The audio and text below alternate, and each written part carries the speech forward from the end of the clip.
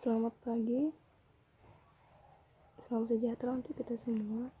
Di sini kami dari kelompok 4 akan mempresentasikan hasil dari diskusi kami dengan judul makalah menganalisis pos-pos laporan laba rugi. Perkenalkan, nama saya Sarmawati Pasaribu. Di sini saya selaku moderator. Di sini saya akan menyampaikan materi kami. Yang pertama laporan laba rugi. Laporan laba rugi adalah laporan yang mengukur keberhasilan operasi perusahaan selama periode waktu tertentu. Adapun kegunaan laporan laba rugi yaitu yang pertama, mengevaluasi kinerja masa lalu perusahaan dengan melakukan kajian terhadap pendapatan dan beban yang dimiliki oleh perusahaan. Yang kedua, memberikan dasar untuk memprediksi kinerja masa depan. Informasi keuangan perusahaan di masa lalu dapat dijadikan dasar dalam melakukan prediksi kinerja dari perusahaan tersebut di masa yang akan datang. Yang ketiga, untuk membantu menilai risiko atau ketidakpastian pencapaian arus kas masa depan. Selanjutnya, keterbatasan laporan laba rugi terdiri dari yang pertama, pos-pos yang tidak dapat diukur secara akurat tidak dilaporkan dalam laporan laba rugi. Yang kedua, angka-angka laba dipengaruhi oleh metode akuntansi. Dan yang ketiga, pengukuran laba yang melibatkan pertimbangan. Berikutnya, kualitas laba. Perusahaan memiliki dorongan mengelola laba untuk memenuhi atau mengungguli Wall Street agar harga pasar saham meningkat dan nilai opsi meningkat. Dengan kata lain, perusahaan memiliki dorongan untuk mengelola laba guna untuk target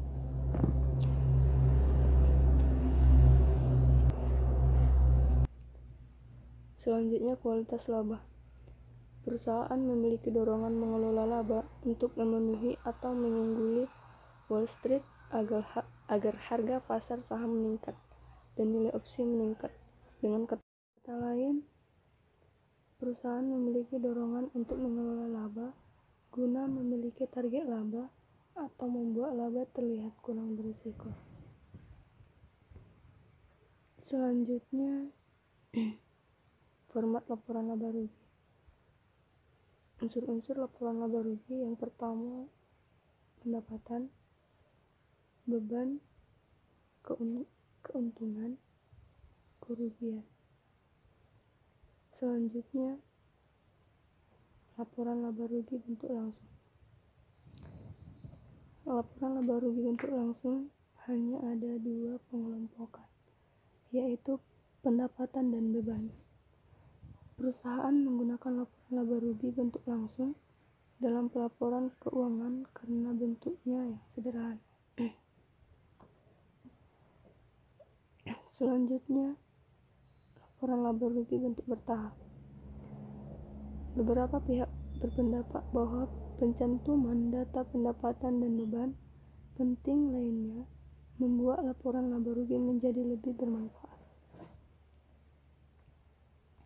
Klarifikasinya meliputi pemisahan aktivitas operasi dan non-operasi perusahaan,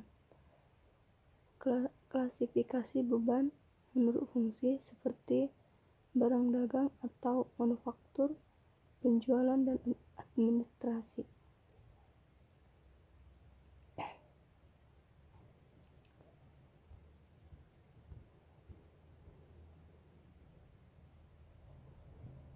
Demikian penjelasan dari saya. Selanjutnya akan dibahas oleh rekan saya.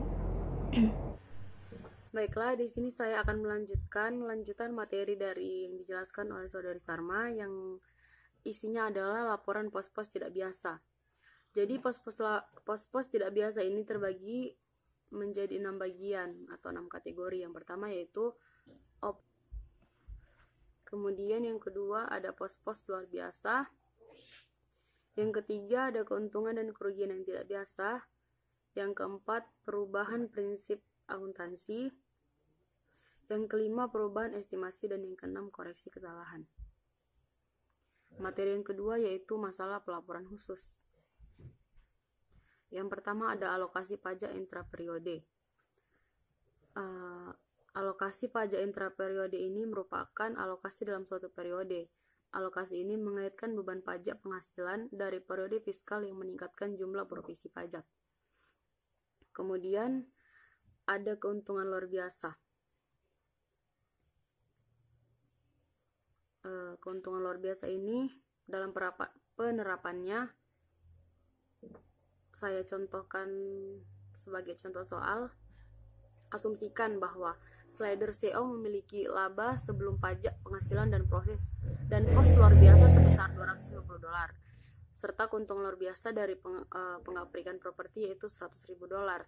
Jika tarif pajak penghasilan sebesar 30%, maka dalam informasi berikut disajikan dalam laporan laba rugi. Penjelasannya ada di bagian materi. Kemudian yaitu kerugian luar biasa. Kerugian luar biasa ini ada contoh soalnya juga, teman-teman bisa lihat di materi kami.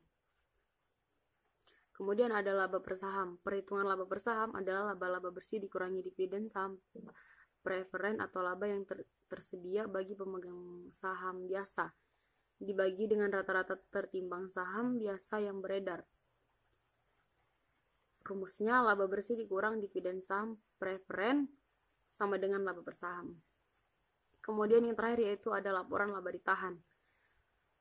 Laba bersih akan menaikkan laba ditahan dan rugi bersih akan menurunkan laba ditahan. Sementara itu, baik dividen tunai maupun dividen saham akan menurunkan laba ditahan.